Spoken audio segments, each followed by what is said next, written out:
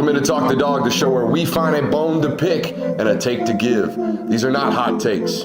These is dog takes. Can I talk that dog?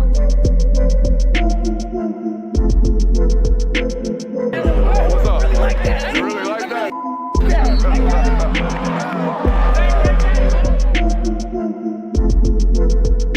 Let's shut up and grind some tape. Corrections. The most successful people that I have been around in my life, well, they are people who self-assess, they self-correct, and they self-motivate, right? They are all of those things, but most importantly, I have found that self-assessing, right? The ability to point out the things that are incorrect about oneself, that is probably the most poignant factor in being a successful person. It's what I honestly love most about the game of football. It's unlike any sport in this sense. Football is more dependent upon corrective action through film work than any other sport that is available, right? That eye in the sky truly does not lie. It is unbiased. It doesn't care what you were ranked coming out of high school. It doesn't care how many people are in the stands. It doesn't even care what the score is, to be quite honest with you. The film truly does not lie. It's something that I missed when leaving the game of football. The idea that my performance was going to be somehow evaluated down to the very step, right? Down to the very inch as to why or why not I was successful. You don't get that defined criticism, if you will, once you leave the game of football. It's something that you miss as an athlete, particularly a football player, that constructive criticism. It's something you don't get, right, when you leave the sport. Something that football players often struggle with once they get out of the game. I got to watch the tape. Well, I got to see the film first. It's hard to tell without watching the coach's copy, right? Those are things we hear college football coaches say every single week across America. So what does the film say, right? What does the film say about Georgia's 45-3 victory Saturday against Ball State? Well, I'll tell you what it says. Film observations from the film that we broke down today over on YouTube that we will continue to break down tomorrow morning over on patreon.com/Brooks Austin. I will tell you this right now. I want more shots. If I am a Georgia fan, if I am a Georgia observer, or if I am someone who is speaking with analysis about Georgia's offense, I would like to see you take more shots. Okay, go watch that offensive tape we did this morning. You probably did. If you're watching this, you probably already watched our film breakdown, okay? But within the first 4 or 5 snaps, you will notice that Ball State safeties are standing at about 7 yards.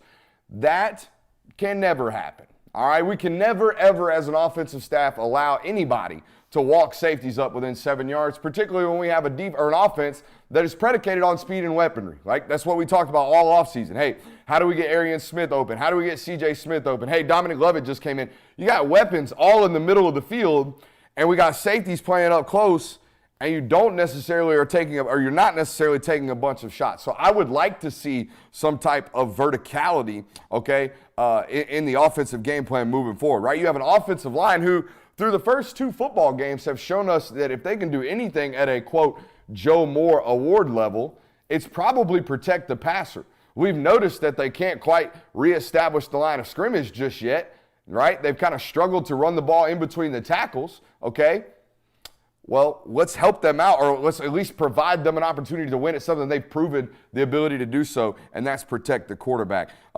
Most importantly, though, Kirby's been talking about the extension of the run game and the screen games and the bubble passes and all that stuff. Dude, y'all have blocked like, I'm not going to say crap, but y'all have not blocked well on the perimeter. Kirby talked about how he watches this football team during practice every week, and he sees a really, really good perimeter blocking football program. I don't doubt him, right? He's probably the best coach in college football. I'm just telling you, on tape, it doesn't look like that right now. I see wide receivers missing blocks out on the perimeter quite a bit. And we talk about the loss of Darnell Washington. The loss of Darnell Washington doesn't show up as much for me in the run game because we can show you Oscar Delp's blocking his butt off right now. He is efforting like a you-know-what in the run game. He's doing a substantially better job than he did at the end of last year when he got thrown into the fire. Y'all aren't missing that much there. I mean, there's a noticeable difference from there's not a first-round caliber blocking tight end out there, but it's not huge. The difference has been okay, Darnell's about to now extend and separate out, arc release, and go block a corner.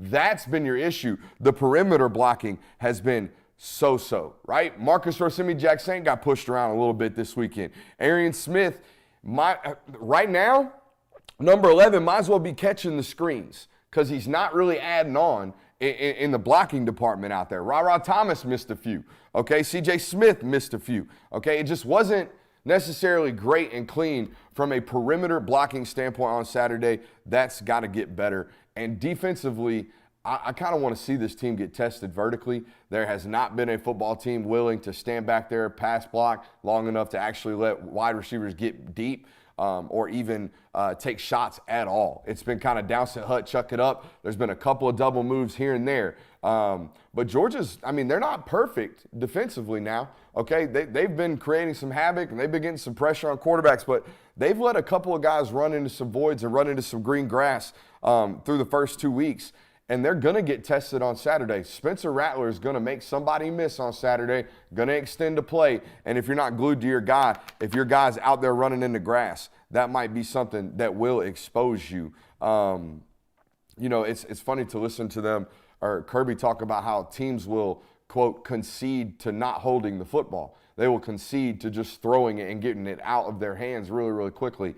I don't know if that's necessarily South Carolina's game plan, which brings me to them this week. They don't have the ability to run any kind of offense with regards to, hey, we're going to read progressions. We're going to be able to stand back there, run a bunch of double moves and complex coverages or complex concepts. And we're going to be able to run guys open into grass and take a long time for plays to develop. That's not the offensive line that they're going to have on Saturday. So we might see another football team that feels as if they're overwhelmed, but their quarterback certainly will not be. So we will have to see that this weekend. But those are my immediate observations off the film. Those are the things that stood out glaringly to me. Welcome into tonight's show. We got a loaded one for you guys tonight. We're going to continue our Ball State reactions just here in a second. We're going to give them three biggest concerns about the team so far. Is everyone playing running back this year? We're going to talk a little bit about the running back room. I think it's time for one particular wide receiver to step up in the absence of Ladd McConkey. We want to talk about that tonight. Texas fans proved that Georgia's unanimously the standard in college football. We're going to get the boys' reactions on that. And I'm going to make a stance early here in South Carolina week on a take that I think is glaringly obvious. Super excited to share it with you guys tonight. Welcome in, boys. How we doing? Doing great. Another fresh week. I like that fresh. What's that? Was that salmon? Is that bright neon salmon? What we got here? What this is. I like that. TJ Maxx fine. I like Shout that. out. I like that. How we doing, Kirby? I'm chilling, man. Glad it's SEC play finally. Yeah, it's a big week to be covering college football. We finally get some SEC crossovers for the University of Georgia. A 3:30 kick. Hey, quick, it's not on the show notes. How about UAB kicking off at 7:30? What do we think about that? Get a night game. That's nice. Like I said, if you can get night games early on in the year when it's hot, still summertime, still those 90-degree days, that's a win anytime in Sanford. You know who's not a win for? Your boy. Because your boy's going to be pulling in after a 35, 40-point victory against UAB here at the crib at like 2:30, 3 o'clock in the morning. So not ideal, but I'm not complaining because I do enjoy the aspect. Like, it felt weird this weekend just like rolling out of bed, basically coming back from Moultrie. And I got home at 3 o'clock Friday night. Rolling out of bed Saturday morning and just driving to the stadium where there's like no pregame festivities. It doesn't feel like college football. It feels much more like professional football in the sense that you just show up for the game and then you kind of leave afterwards. When those noon kicks aren't around, when 3:30, 7:30, you get the pageantry of college football. And to me, that's the whole purpose of it, right? To be around your friends and your folk and chopping it up. So, yeah. Yeah, Good to see a 7:30 even if it's not a big opponent, like it's not a SEC and conference opponent still, the fact that you get all day to tailgate, get the buzz going, get the juices flowing, and then still you get to light up Sanford, the energy is going to be right for that game. So that's nice to see. Yeah, and after the lack of night games last year, I'll take whatever you can get at this point. I mean, you've got 2 night games in the first 4 weeks where you didn't have any last year. Come on, bring it on. Absolutely. Hey, great weekend for college football and a great weekend to be over on Prize Picks. PrizePicks.com using promo code Brooks. Today, you can sign up and get a 100% deposit match. That meaning you put in $100, okay, up to $100, right? You put $100 in your account over there on Prize Picks, they're going to match it immediately. They're going to give you $100 off rip. So you have $200 in your account today if you just use promo code Brooks. And again, with the NFL ramping up and college football ramping up, there's plenty of locks and plenty of opportunities for you guys to be over there, maybe picking up some beer money. You know what I mean? Hey, beer money. You know what I mean? So it's some of that over there. Again, promo code Brooks. Make sure you're signing up. Let's finish up our Ball State thoughts, boys.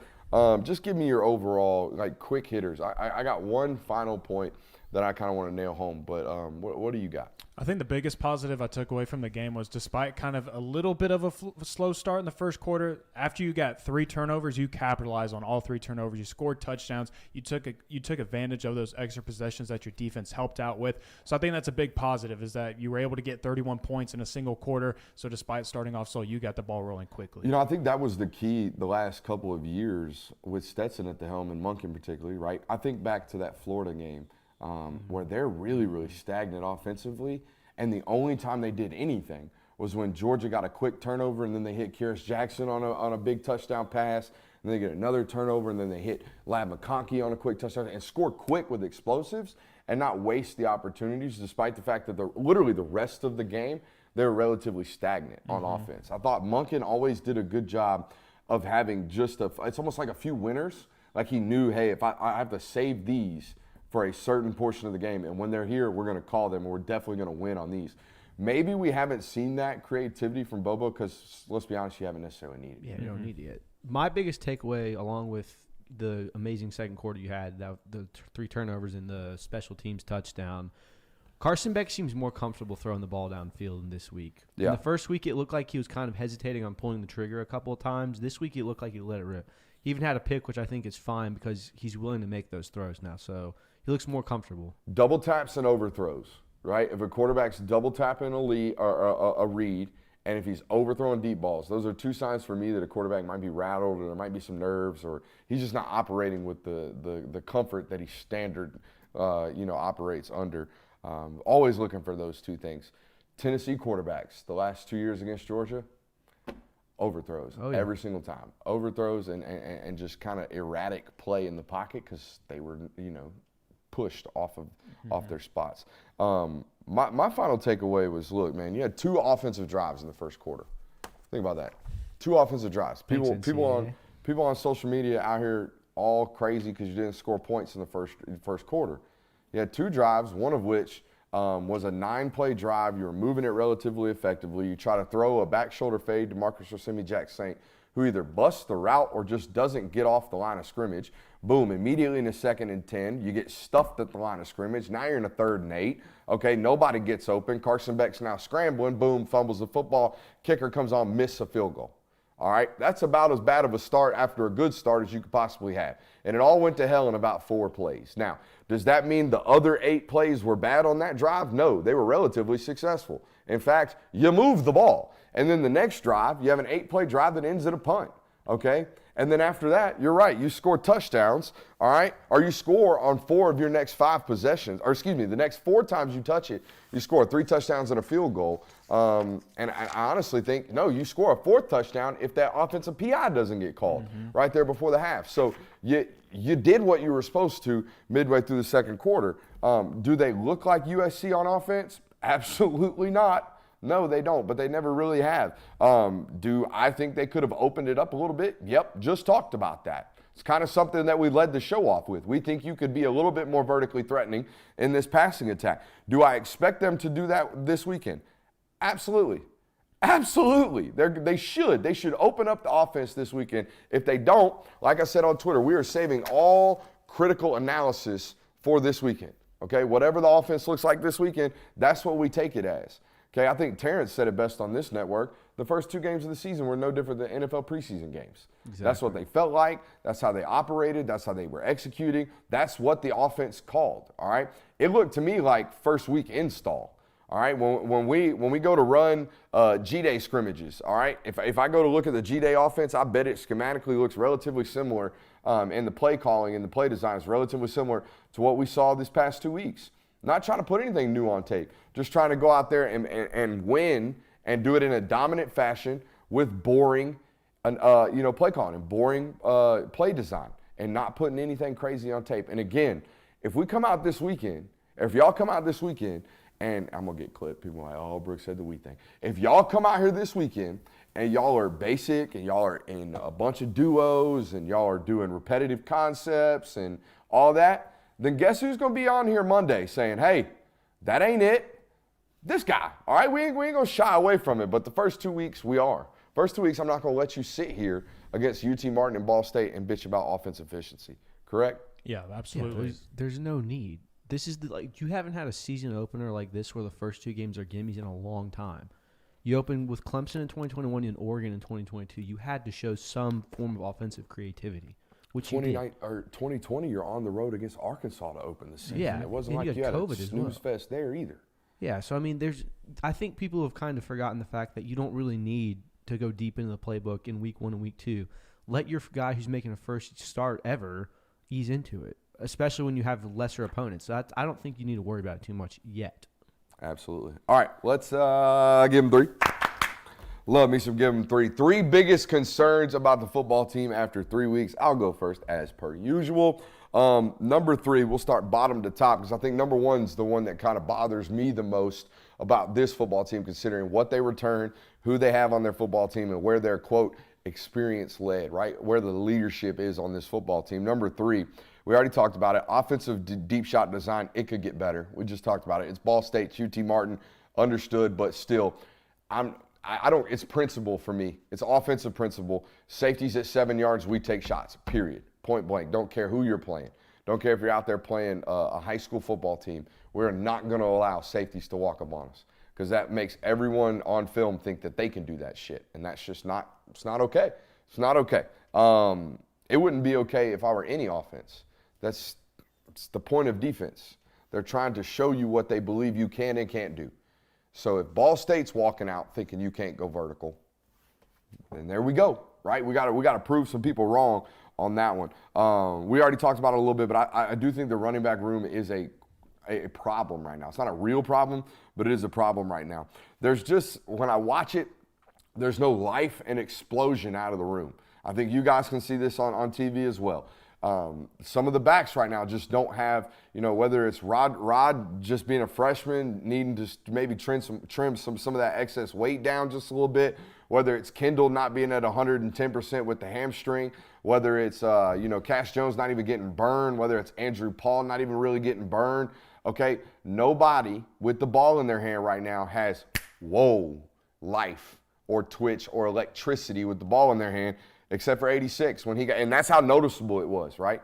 That to me kind of hammers home the point. You put a wide receiver back there, he has one cut, like one real cut that should, like cuts like that, guys, they should happen. Not all the time, they should happen. Every once in a while, a back should do something where you should go, whoo, damn, back made a play. Hadn't happened all year, so much so that once Dylan Bell did it, people like me on Twitter are like, hey, he's got to change positions. Like he might really have to do that, okay? Especially until Kendall is 110% healthy, okay? And Dejon Edwards is back into the lineup because I do think Dejon brings some of this, all right? We listened to Kirby the other day. He talked about the running back's job is to make the first guy miss, right, and protect the football. Dejon Edwards has made a career out of making the first defender miss. He's great at that, all right? But he's got to get back onto the field. That's a major concern, if you will, for me, if we're labeling concerns right now. And number 1, and this one's frustrating because you're a program that's predicated off of talent and effort. If you haven't figured that out, I don't really know what to tell you, right? Georgia is a program that is made out of having great football players who do all the little things that make, winning programs. That's what they are all about. And not finishing blocks is a problem.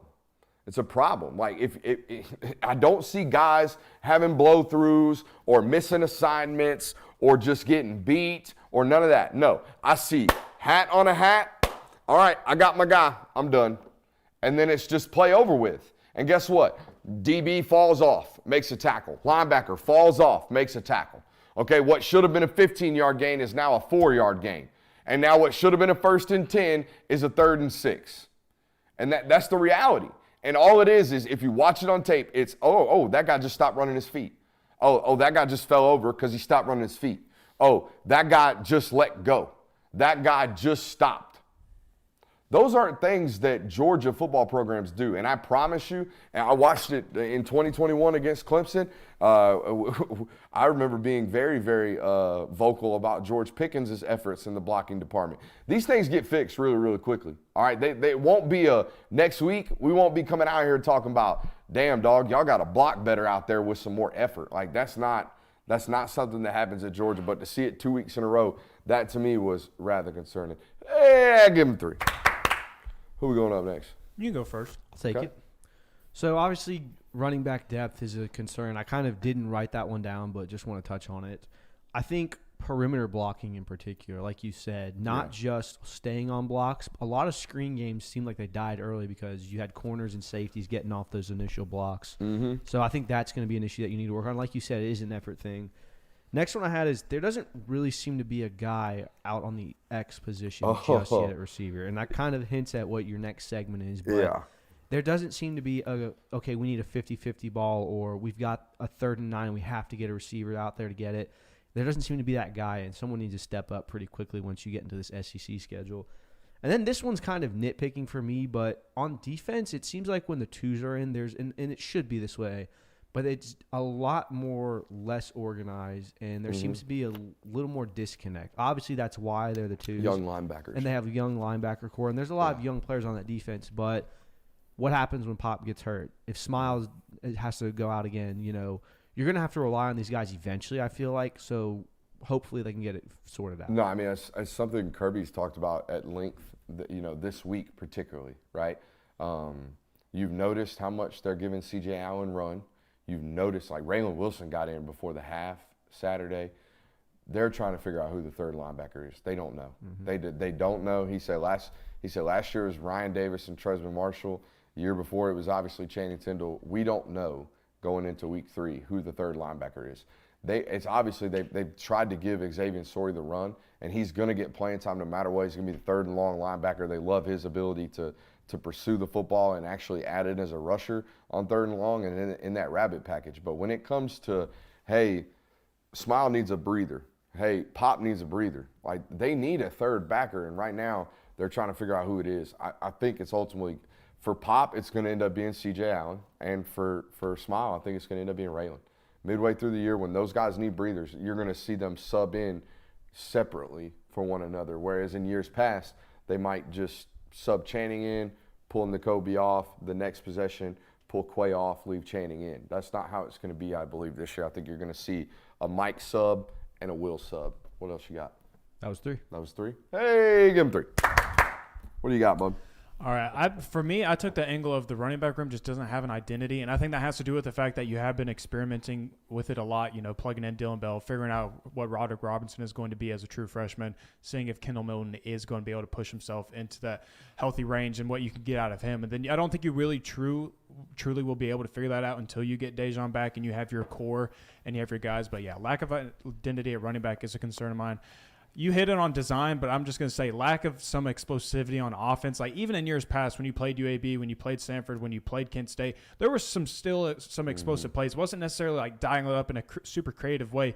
Even if it was just Brock Bowers running a double move down the boundary, you were hitting them and you were making big plays. Oscar Delp did hit a big play on Saturday, but still just not hitting it like you have in years past. And then my last one, I'm waiting for someone on the offense to step up outside of Brock Bowers. Like, who is going to be the Robin to Brock Bowers? That type of deal, because you're going to need it. I think they have kind of tried to figure that out through the first 2 weeks is probably why you haven't seen Brock Bowers be as active in the game and haven't seen him as involved as you typically would, but still waiting for someone, whether it be a running back, wide receiver, Oscar Delp, anybody to really just step up and be that second guy. I'm surprised the chat hasn't already told us that it's because Ladd's out. And I know that's crazy, but, like, I don't know if 3 years ago, if I would have told Georgia fans, hey, this Ladd McConkey guy y'all just signed, when he's not in the offense because he's hurt, y'all going to be bunchy, y'all are going to be stagnant, y'all are going to look like y'all don't have a Robin to Brock Bowers because your best receiver is not out there, or at least your most consistent receiver in your offense is not out there, which brings us to our next point. It is time. It is time to unleash Ra Thomas. This is what he was brought in for. And we talked to Kirby Smart today. The Ladd McConkey thing is very much so day-to-day. He could play tomorrow. He could play next week. He could play 3 weeks from now. There's no telling. Like it's a very, like I said, up and down, day-to-day issue.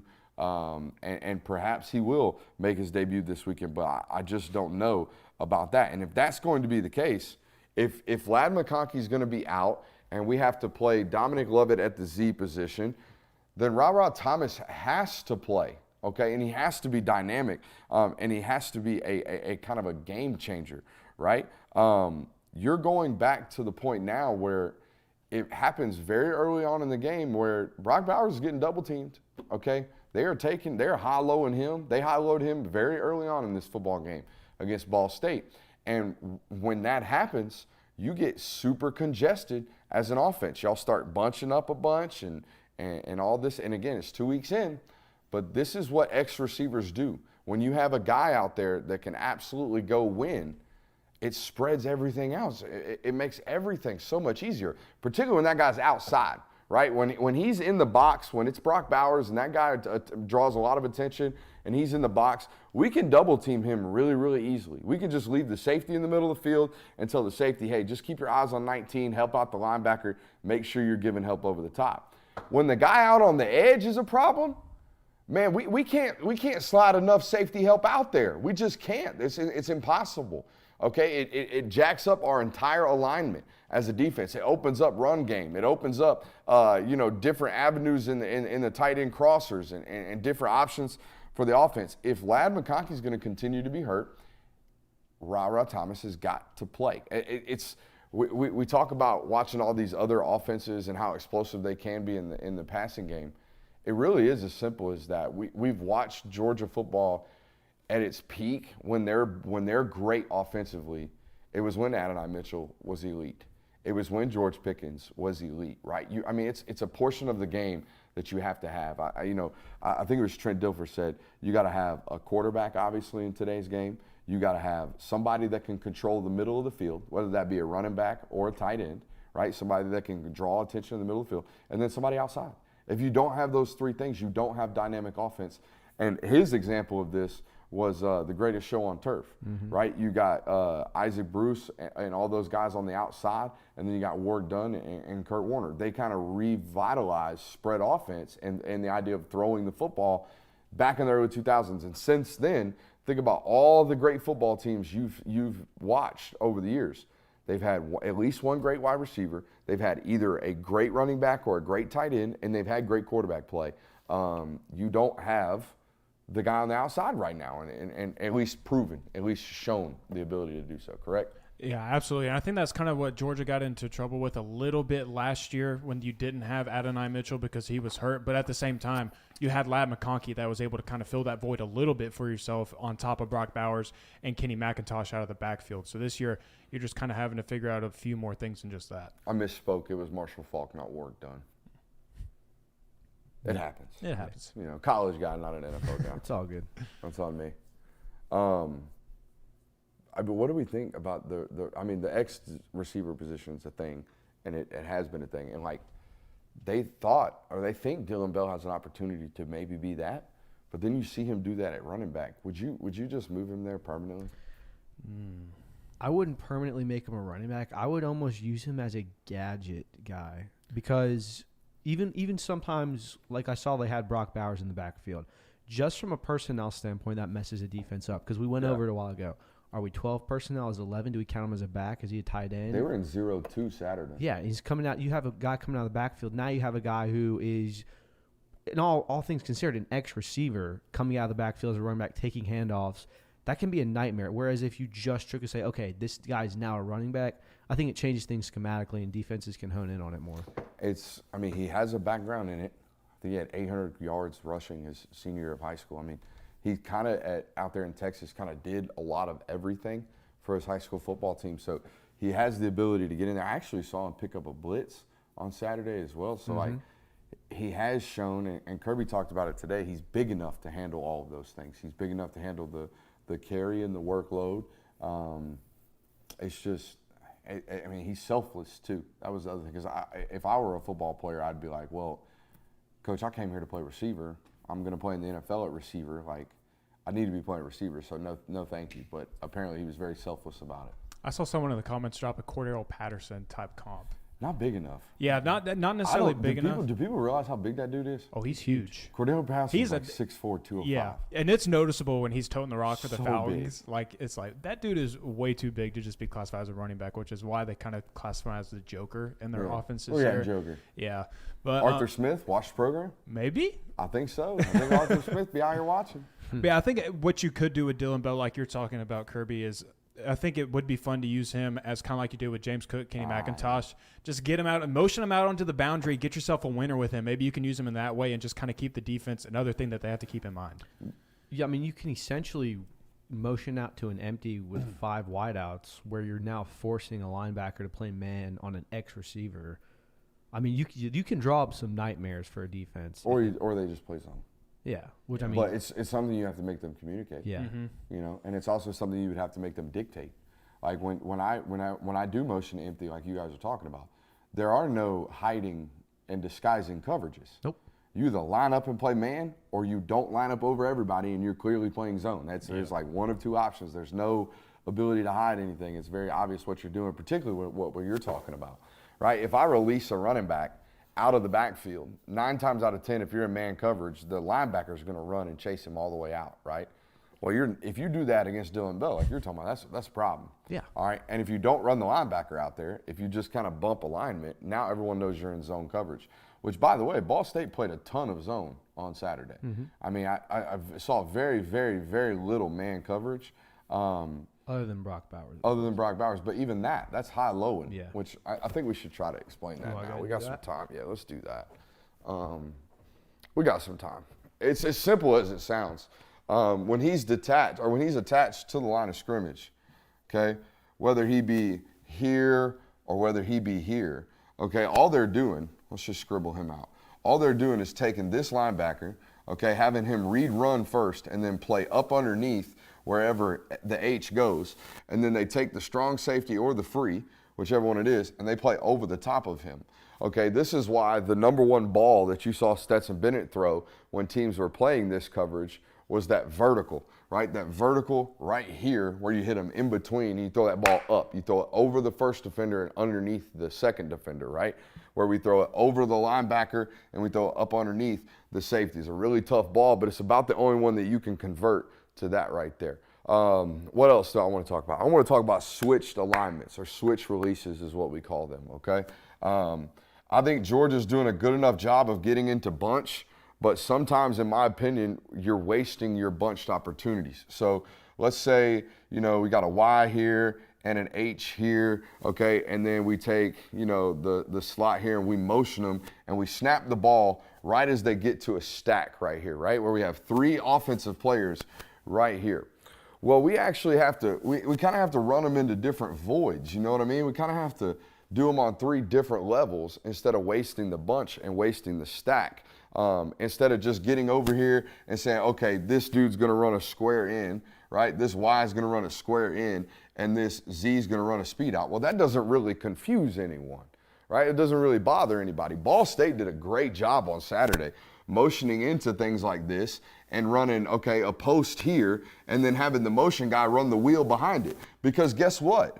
The cover 3 corner is absolutely screwed now. He's either got to take the post or he's got to sit on the wheel. There are no options. 9 times out of 10, he tries to pass the post off to the free safety, okay, and then the wheel opens up. But if you're motioning to bunches, if we're getting into bunches and we're not actually making guys switch the release, then we're wasting the bunch. We're wasting the opportunity, okay? A little tangent there. Not that he doesn't know that. This is what I was telling you guys before the show. I feel so goofy sometimes, daring, and I mean daring, to be critical of a guy who's making, $1.5 million to be the offensive coordinator. Like, dude knows football. We've told y'all that over and over again, but it doesn't mean, like, I think the only time I ever was like, damn, Monken, did you put enough time into the game plan was Alabama SEC championship game, 2021. I saw a man run Z spot like 3 times in a row on 3rd and 6. And even during the game, I was floored because he does not repeat concepts. He never did. And even then, when the game got tight and it was like, oh, put up or shut up, repeated concepts. and one of them got picked off. So even the best is what I'm trying to explain to you. Even the best do it a little bit. Do we have anything else? No, I mean, I have something else, but do y'all have anything else for me? something else in the running backs department, or No, just something else for the topical department of tonight's show. Did we miss any topics before we get into the last one? we've got Texas and Oh, yes. This, I mean, Georgia fans, I got to hear your response on this one, man. How does it feel to be the standard of college football? Jay, will play this clip.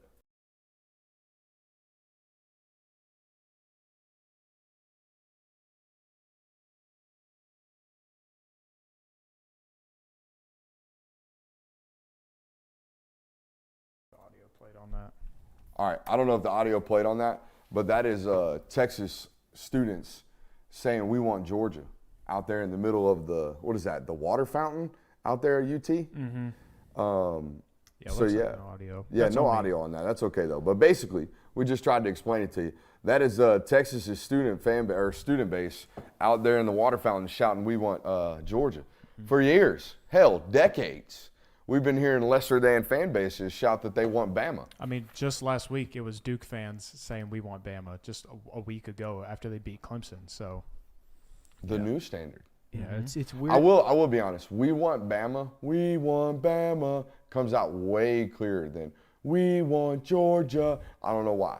yeah, Yeah, it definitely rolls off the tongue better. maybe you switch it up to UGA. I don't know. No. I don't know. No. But how's it feel? No, seriously, to be the standard. You guys are students, so y'all can be the fans. By the way, I think that's hilarious. I think like 90% of the people that cover the University of Georgia are UGA grads. Like Represent, baby. I'm gonna let you know, man. They got logos at their house. I'm gonna promise you right now. Represent, baby. You know what I mean? Like, come on, dog. I think at this point, though, after winning 2 national titles in a row, I think Georgia fans have kind of already known, or they've gotten the sense like, all right, we kind of are the standard, but now it's public. Everybody else in college football is recognizing that, and especially after Alabama getting knocked out. People are like, all right, it is the dogs now, and people are coming for you now. So that comes with the territory, but it's still refreshing to hear Georgia being talked about now. It would be a very Ohio State-esque matchup for Georgia in the sense that's the kind of team for Georgia this year that scares people like me. And even inside the building, I think if anything would bother that defense this year, it's speed at the slot, okay? Tyke Smith is going to shut down all screen game. Tyke Smith is going to probably be one of the best star defenders you've seen from a run game standpoint. He's going to be a playmaker. He's going to turn teams over. But if there's one kind of like, ooh, they might get us there, it's Xavier Worthy running a 4.28 right by Tyke Smith. I mean, that's it. That's the only thing on this defense right now today. I can sit there and say, teams might go after that. But even that, like if that becomes a problem, you know what I would do? Dead ass. I would say, all right, Tyke, you're going to play safety, and Malachi, you're going to go play star. And we're going to play 2-man the whole game. Yeah. Good luck. You know what I mean? Like, I think at some point this season, there is a chance that happens. Where, you know, maybe a star or a nickel is getting a little bit exposed in the passing game, and Kirby's like, that's it. That's enough. Either Tyke's going back, because they've cross-trained. When Tyke first got there, he was playing star and then, you know, cross-training at safety as well. He has the ability to play safety. So I think he's going to. Yeah, I think that could happen for sure. Yeah, from what I understand, most of those guys in that safety room are interchangeable in that they've cross-trained. The older guys. Yeah, the older guys. Your Tyke's, even Malachi, even though he's not an older guy, he's one of the guys there. So you can mix and match depending on the skill sets, which I think helps a lot. And I think it's also what makes that secondary so dangerous, just because you can plug and play whoever you need there, especially when a guy like Javon Bullard goes down.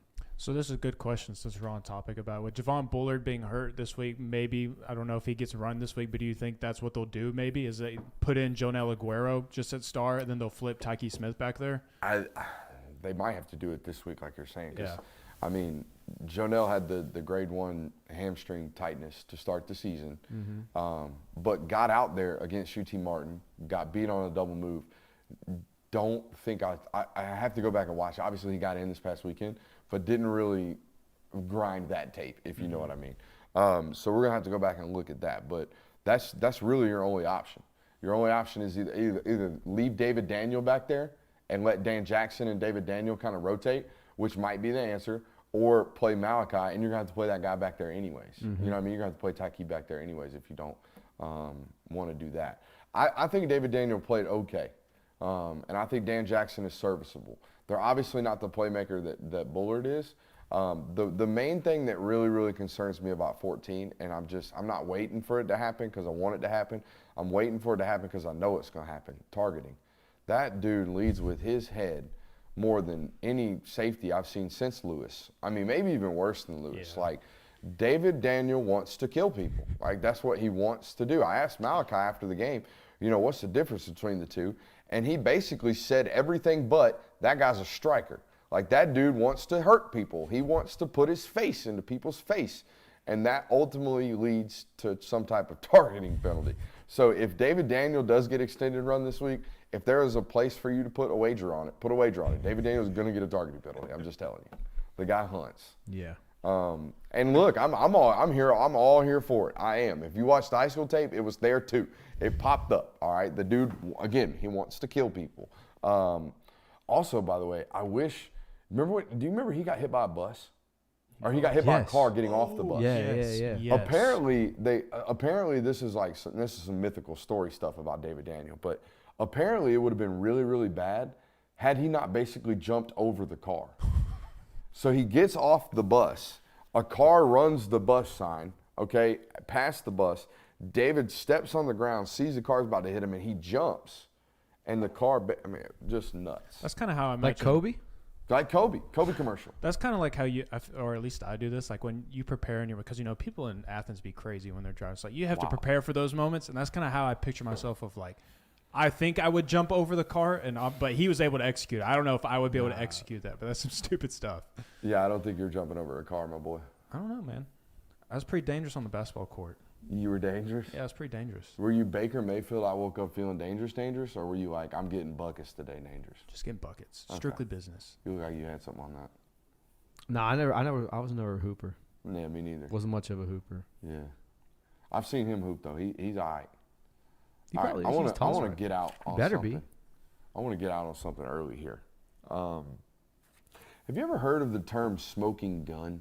It's basically the point or the fact that proves conclusive evidence in any case. That is what a smoking gun is.